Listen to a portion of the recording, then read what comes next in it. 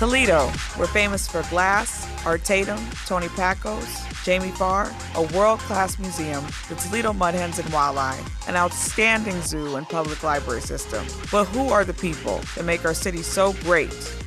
Welcome to the Soul of the Glass City podcast. I'm your host, Monique.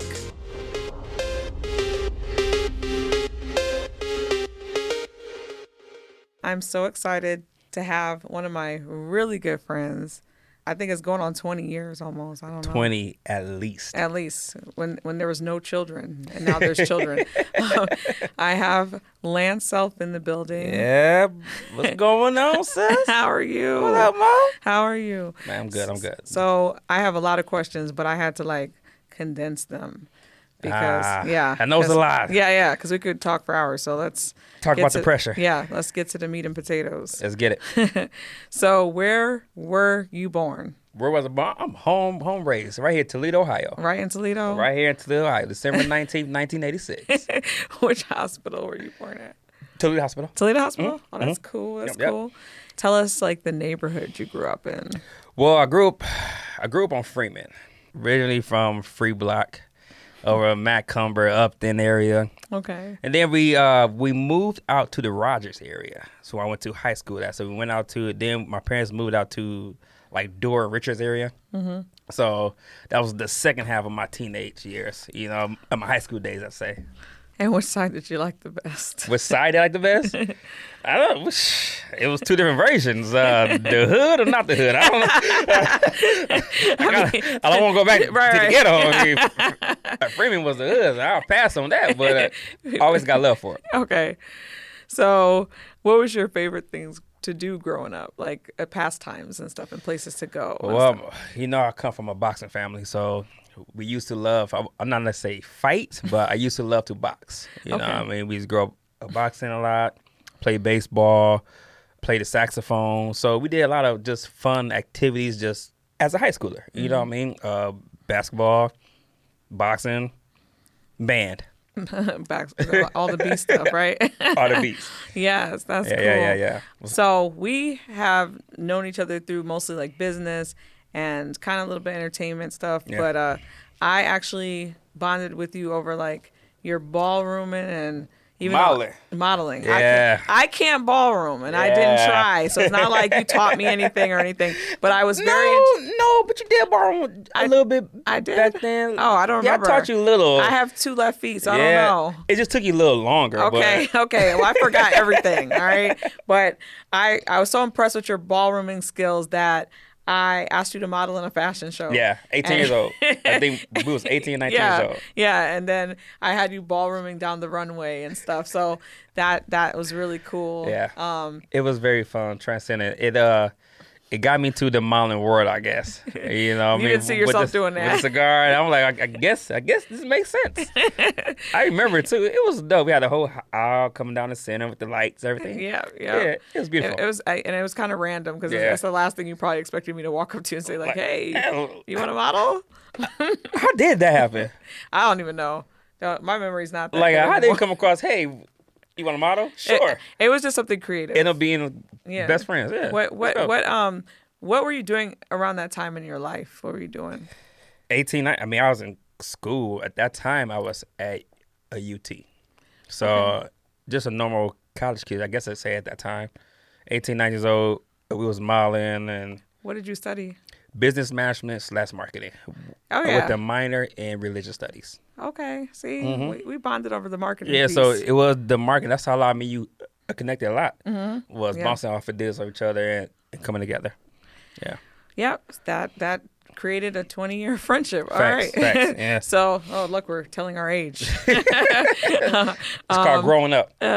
Yeah. So tell everyone how your love of dance actually helped you meet your wonderful wife, who was also a guest on this podcast. How do you remember that? Wow. Well, my wife, Arlene Self, she was a dancer for Alvin and Ailey back in New York. Mm-hmm. So I was stalking her before she knew me. Oh my God. We're not supposed to admit that. Yeah, I was. I mean, I was following her. She was on stage in New York. I don't know how I seen the YouTube video, but then I started following her And then I asked her to perform for my YNOTT event. Of course, she said no because she was big time. 2 years later, I'm still stalking her. She didn't tell us this part, did she? Two years later, I'm still stalking her. Found her on Facebook. So I hit her with the Facebook message. The rest is history. Okay. I slid in that DM. Well, we all know how beautiful y'all marriage is and how inspiring you guys are to other people. She was a great dancer, so that's how we was able to connect through the ballroom. Their ballrooming is crazy. You watch them, you get jealous. It was smooth. Yeah. So now you and her are a powerhouse. Tell us some of the great things that you guys are both working on in the future now. Well, I'm starting with some things that we're doing together. Yes. Everybody know we work at Toledo of Toledo. I've been there for 14 years. She's been my sister, my partner for 5 years there now. You guys are probably the first and only couple that we know work together that's still working together and making it work. We got to make it work. That was just one of them. It was an introduction, and now we also have our building downtown. I forgot that. Yeah. I forgot that. That's like a big piece. They own a building downtown, guys, that has offices. How fun is that? Yeah, so if you are looking for office space, you know where to go. We also are she's working on her yoga event now. And we also have the Park Jam coming up, which everybody knows about, Strictly R&B Park Jam.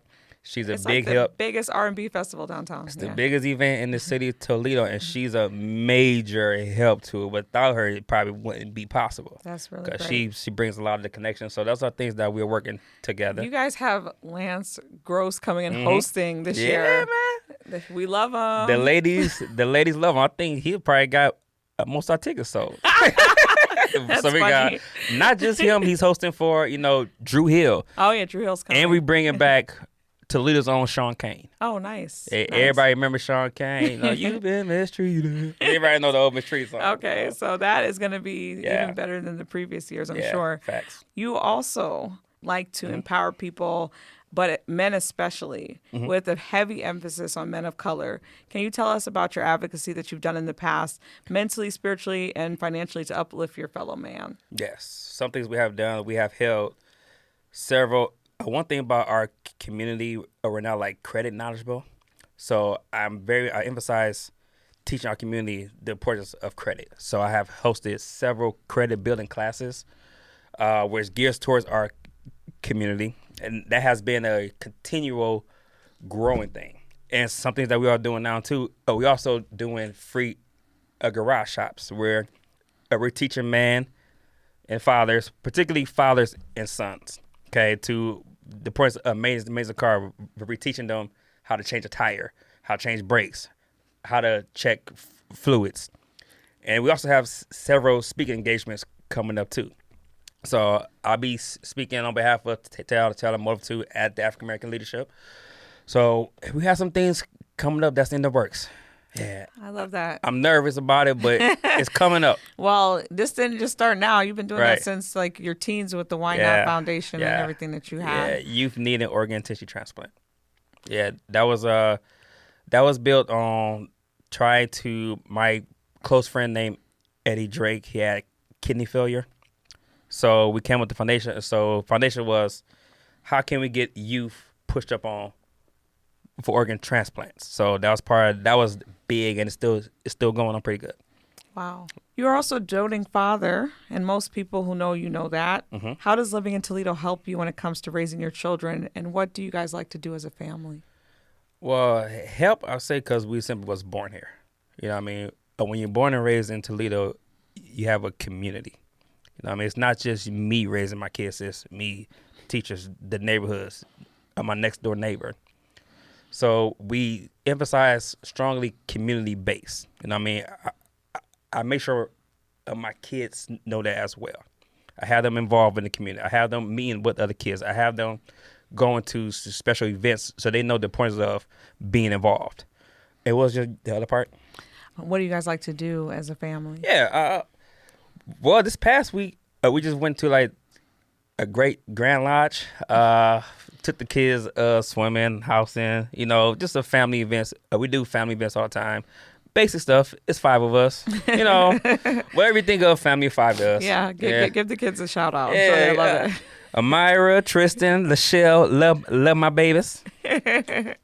So definitely I know Toledo's a very good grounds for Yeah. the kids to do Yeah. lots of cool stuff. Yeah, they do a lot of things in the arts and crafts. I believe there's something that goes on Nebraska that my kids like to do where they teaching you how to garden. Yeah. So there's a garden thing that they love to do. So Is that with Sonia Organics? yep, Yeah. yep. So City Park and yes, yep. and Woodland. Yeah. So Yeah. they love that. So they attended there. So just those things in the community. I'm still trying to get Sonia in here, but she's so busy helping the kids. She is she's a go. But I love everything that she's doing. It's so amazing. If you hear this, we are waiting for you, girl, at Soul of the Glass City. She does a lot. What do you think our city will be like in the next 5 years, and how do you plan to contribute to its growth? I love the direction the city is going of trying to grow. They're remodeling, renovating all of downtown, and I'm happy that I'm actually a part of it too. You know what I mean? With our building being in downtown too, we're part of the new Toledo that's being geared. Mm-hmm. They're increasing more artists. We're having more events coming. We have never had this many events in the city of Toledo. Mm-hmm. This summer alone, it was 5 major concerts. Yeah. You know what I mean? So I love the direction of trying to be more. And I love how they're trying to fix up Broadway, doing constructions over there. The direction Toledo's going is great. And I want to be involved with that by making sure I'm bringing events too, like Strictly R&B Park Jam, which is the biggest event in the city of Toledo. I guess you can call it the last major concert of the summer. Sure. Well, how many people did you guys have last year? The first Park Jam, we had 200 people. Now, last year, we had over 10,000 people. Wow. So that's how far Strictly R&B Park Jam has grown. It is August 23rd. Mm-hmm. We're looking for a bigger response because now we're a 2-day event now. Oh my! So it's August 22nd and the 23rd. This is a thing. It has definitely grown, and that's something that we want to do by, hey, when you ask how can we be involved in Toledo, how can we help Toledo grow? This is one of the things that we're trying to do. Make sure Toledo has good, fun, safe activities. You know what I mean? Bring things for the youth on Friday nights. Bring the kids out. We got games planned. We have a whole thing for the young people planned on Friday. Saturday is grown folks. And I will be there. So, yeah. Yeah. So, Thank you so much for taking this time out of your work day to be here. And it's a long time coming. Yeah, man. I definitely want to say I'm definitely proud of you. Aww. Everything you are doing. One thing about you, Mo, you stay going. You know what I mean? You motivate me, and I love what you're building. Oh, thank you so much. I'm very proud of you. Thank you, everyone, for listening. I'm your host and producer, Monique. My executive producer is Chris Pfeiffer. Join me next time for another exciting episode of Soul of the Glass City podcast. For more information, if you have questions or comments, go to wgte.org/soul.